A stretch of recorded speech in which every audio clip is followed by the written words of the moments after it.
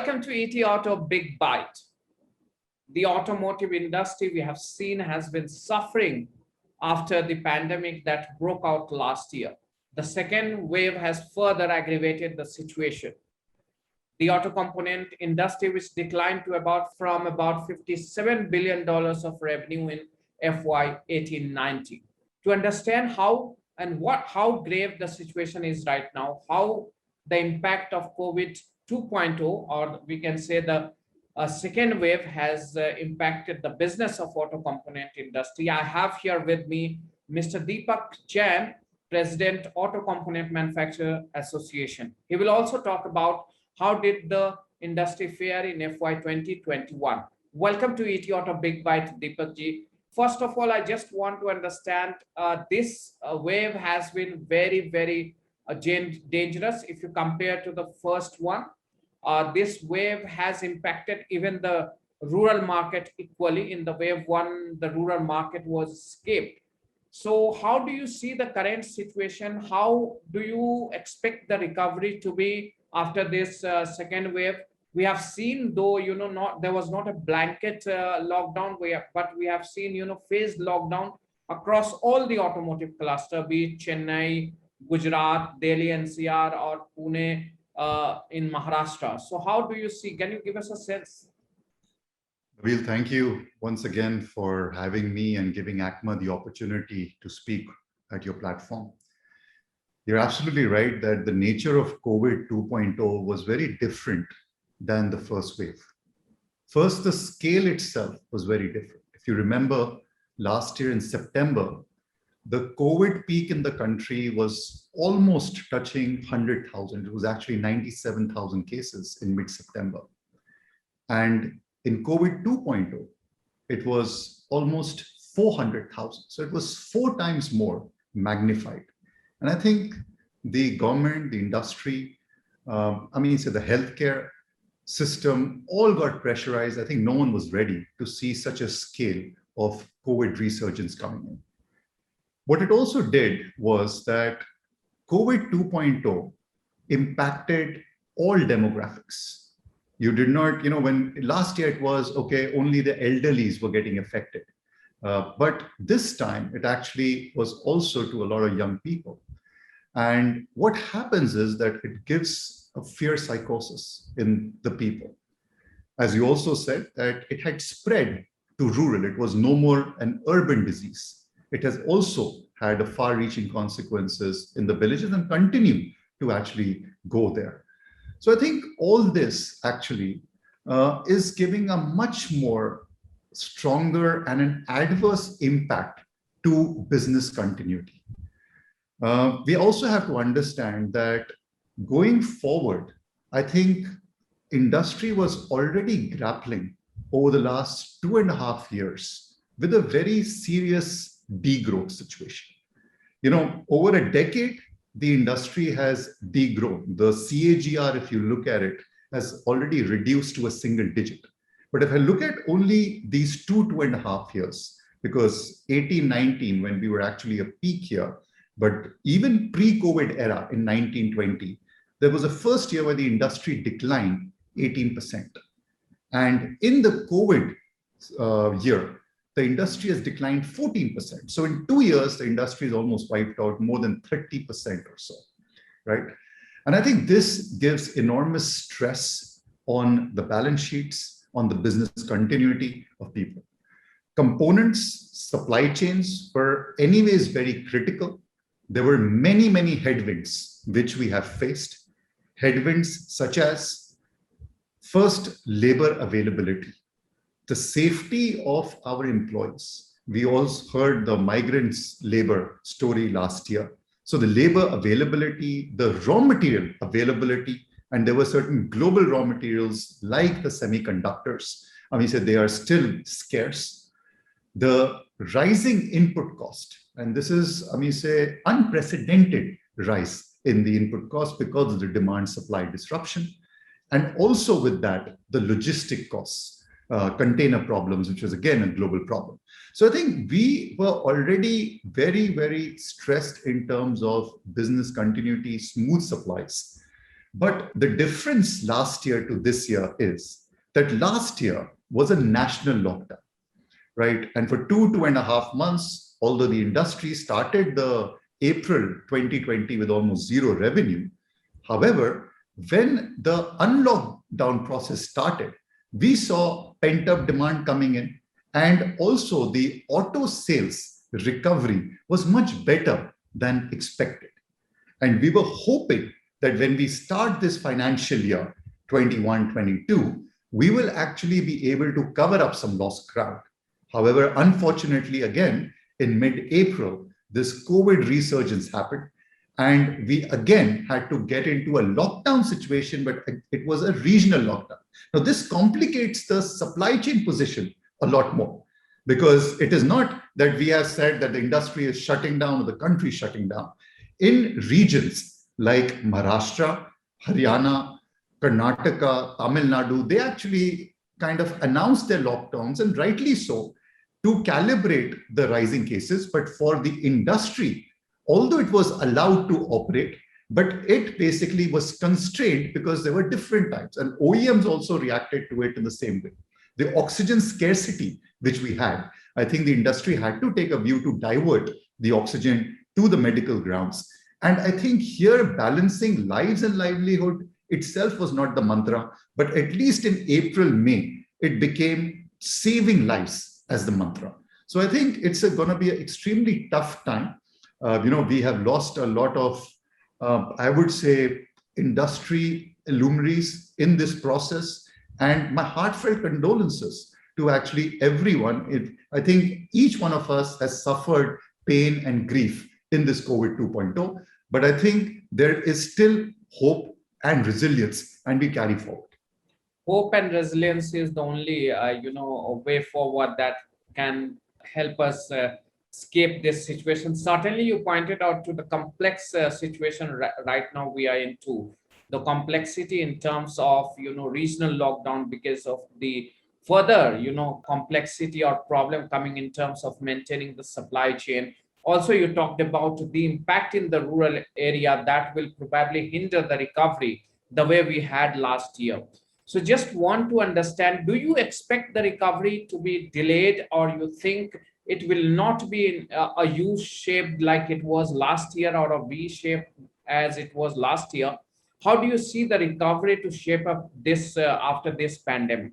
Nabeel, an excellent question. And I think, I personally don't have an answer to that because the volatility is such. I can definitely say that the industry was very optimistic, cautiously optimistic when we started this financial year. But I think this COVID 2.0 has definitely changed the equation. Now, you have to understand that when it hits the demographics, which is almost 30 to 45 also, and not only the elderlies, there is a consumer confidence which takes a hit because fear psychosis comes in. A lot of actually savings which people have saved, and automotive is still a discretionary spend, that probably will go towards actually taking care of health and medicines. And that may again also impact demand. The differentiator is that last year, when we actually had a recovery, most of the OEMs actually did not see a demand suppression. Rather, there was an issue at the supply chain because of so many complexity and constraints that supply chains were not able to actually meet the OEM demand. So in a very simple word, if we as suppliers could have given them more components, the OEMs would have made and sold more vehicles. However, in this situation, we are hoping that as the gradual unlockdown situation happens, demand comes back. But we are again very, very cautious, and to give forward statements at how it will turn out is very different. I think one thing which we have learned in the last Corona surge and this one is that the supply chains has to be extremely agile and extremely flexible to cater to either a high demand or even a low and muted demand. Also, I would like to add that in this whole regional lockdowns, supply chains were working. The industry was allowed to function, but the retail was not. So the unlock process for the retail, especially our dealer friends, is extremely critical to actually ensure that the footfalls start back into the showroom. So you mean the recovery in the COVID 2.0 scenario will be challenged by two reasons. One is that the demand constraint also, which was not there last year, and supply chain remains to be another constraint, looking at the semiconductor situation and other regional lockdowns and all. Coming back to the main you can say the player of the ecosystem when we talk about auto component, which are tier 2, tier 3 suppliers or MSMEs who constitute over 80% of the entire member of the ACMA. So just want to understand, they were already suffering, they had capital problem, they were suffering from cash crunch even in the pre-COVID era because of the slowing economy, slowdown in the overall sector that you also mentioned. So how are they coping up with them? Do you fear that there will be many that have to shut down their shops in this process? How is the situation there? Because they have been the backbone of the industries. See, the MSME sector is probably one of the most key sector in any country, in any industry, and especially so in the manufacturing sector. If the country has to grow, the MSME must perform, else it would not be able to grow. The auto sector also is a very tierized, basically, industry. And as we go down and deeper, the tiers, tier 3s, tier 4s, so obviously the MSMEs have a much more important role to play. And I think there were lessons learned last year, which are still relevant for this year and going forward, that as basically these demand gets muted, these challenges remain, the industry needs to collaborate within OEMs with tier 1s with tier 2s and tier 3s to ensure that business continuity remains. There is consolidation happening in the industry.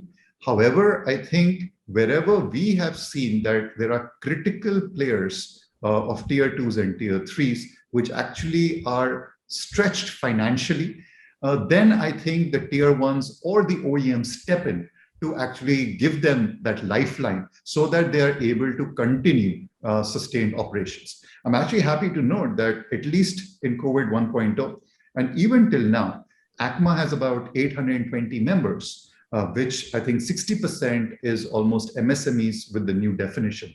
At least not even one have actually gone under because of Corona requirements. So I think there must, and this truly shows the resilience and the collaboration of the industry per se. But again, the challenges remain. We have to be extremely watchful. We have to be extremely supportive and ensure that business continuity and competitiveness remains there. The basic fundamental of the auto industry has always been quality and cost competitiveness. And I think these two needs to actually be further strengthened once we are out of this corona. So what are the key challenges these MSMEs are facing right now? So I think the biggest challenge the MSME facing, and we actually within ACMA also did a survey with basically our executive committee body, and there were actually the biggest challenges for MSME. There were four basically options which were given. One was the cost and availability of funds.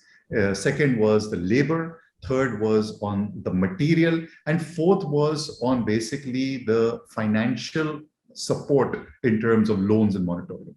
And I think the biggest right now impediment is on the labor availability and also on basically the cash flow availability. And both of them, as I said, is possible to be supported through the supply chain in critical places.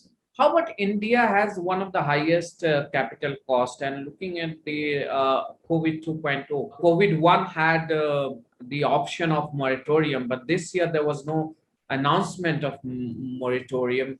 So how did MSME sector or you all shoulders the responsibility of cash flow? How did you manage that?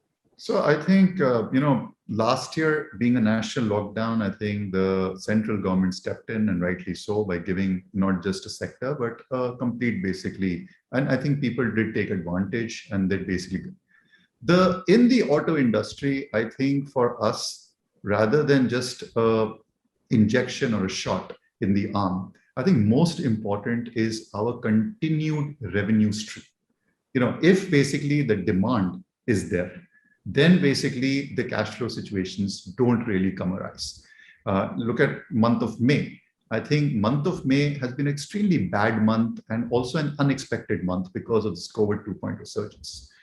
We probably would see a revenue shortfall of about 50 to 60%, right, in the industry. But month of April and month of basically March prior to that, that was much better. So definitely when the cash flow churns in, and it's not the cash flow dries up immediately, right? It basically does take its cash flow cycle. So I think that is helping. Of course, if the situation keeps on getting prolonged, if we keep on having continuous lockdowns and no basically revenue stream, then I think we will have to seek support of state or central governments. What kind of capacity utilization you have across your industry right now? So Nabil, let me start from an industry point of view. As I said that in 2 years, we have already declined 30% plus in volumes. So obviously the capacity was there, which was there installed in 18-19, people were making investments. At that time, I think last to last year, people have tapered down their investments and frozen that. So already you're at 70% if you were running at a peak capacity. However, today, if I look at it in the month of May, you probably have another hit of about 15-20%. So obviously the capacity utilization, if I would look at only in the month of May, would actually be only about 40% or so.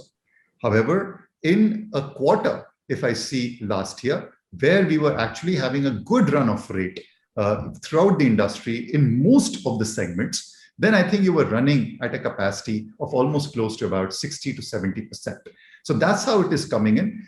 We were hoping that there was optimism starting this financial year, and there were already some signs and announcements within the component industry also that they want to basically start investing either in capex or on technology, because we have to also understand that in this COVID era, a very big thing happened in the auto industry.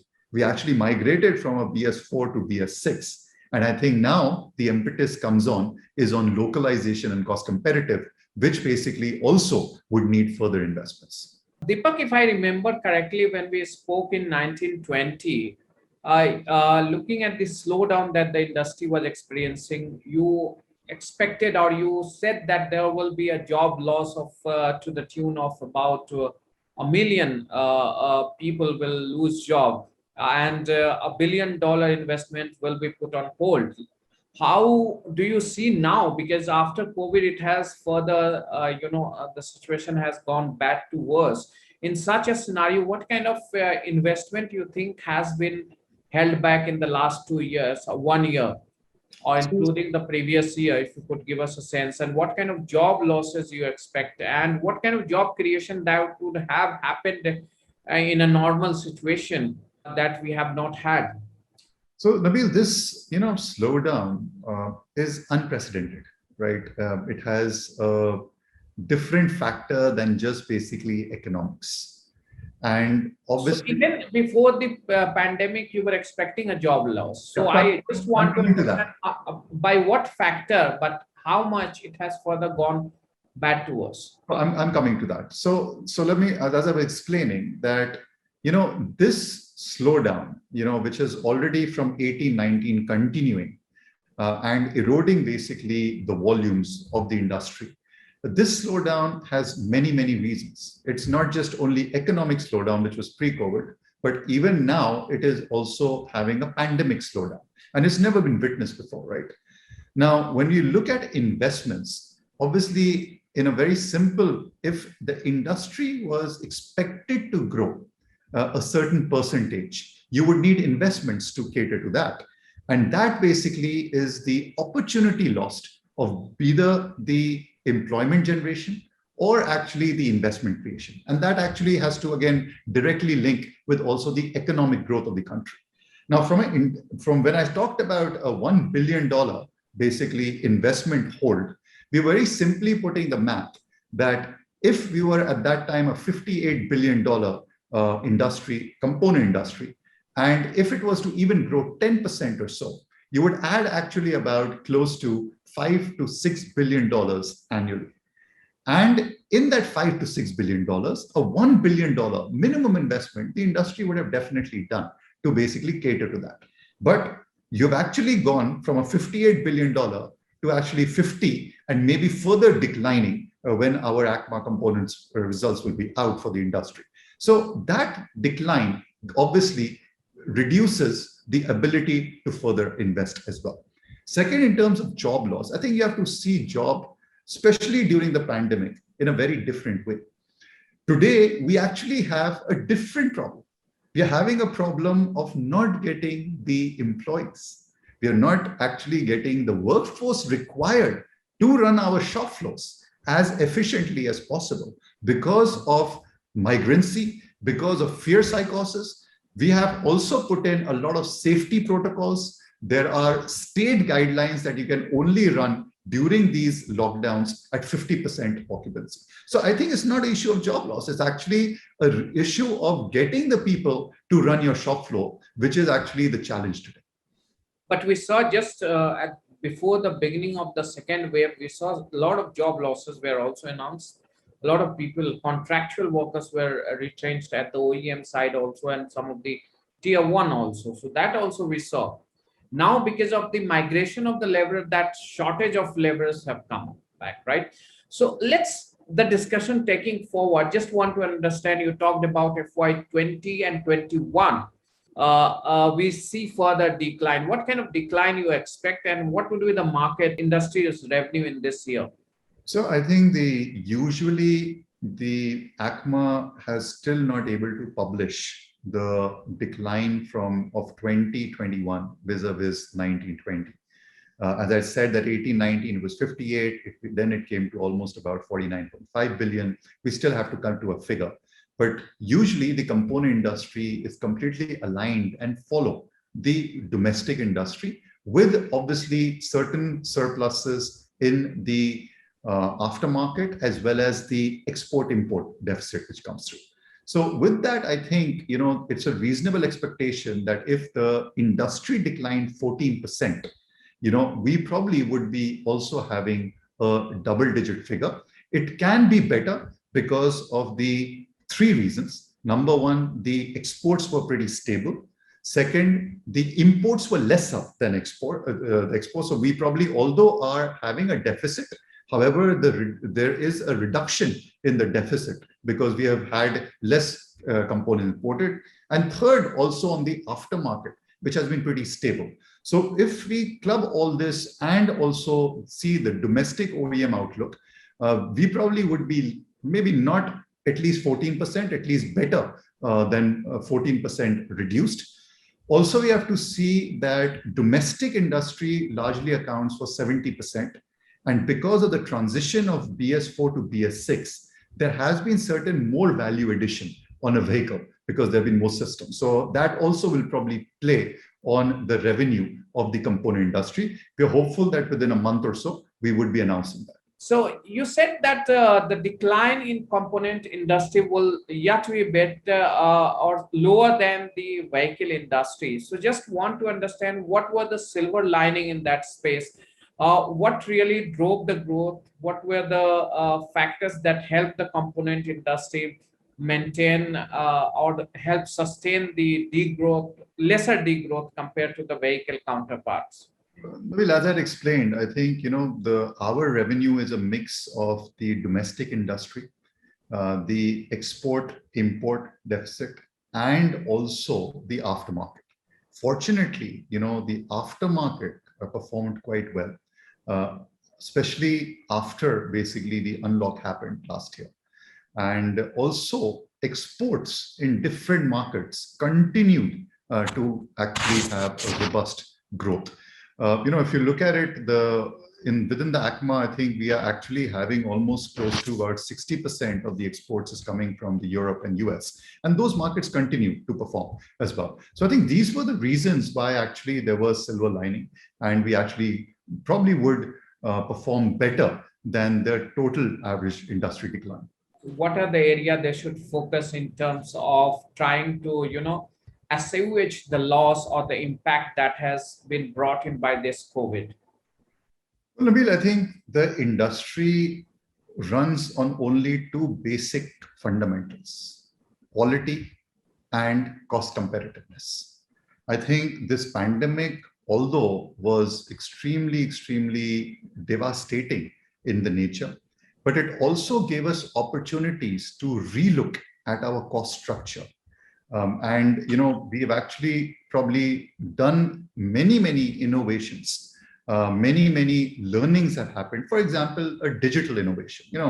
Traveling costs has completely gone out of the system, right? So if we are able to actually take these learnings, what we actually worked very hard to still reduce our cost structure and ensure that we are able to manage our structure in a more financial prudent way, I think we should be able to at least have a better future when the revenue stream starts coming in, the volume starts scaling up.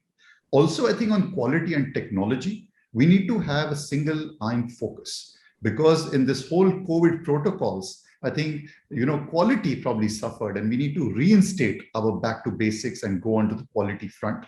And of course, the new trends on technology will continue, which I think everyone is looking at more of an opportunity than a challenge. If you could just give us a focused answer on what are the exports markets, because export becomes a viable option when you want to sustain your business, and what are the product categories that you think will be advisable for component makers to look forward?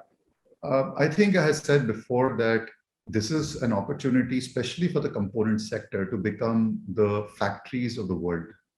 I think if you're looking only as export strategy, I think we need to have some structural shift in the industry.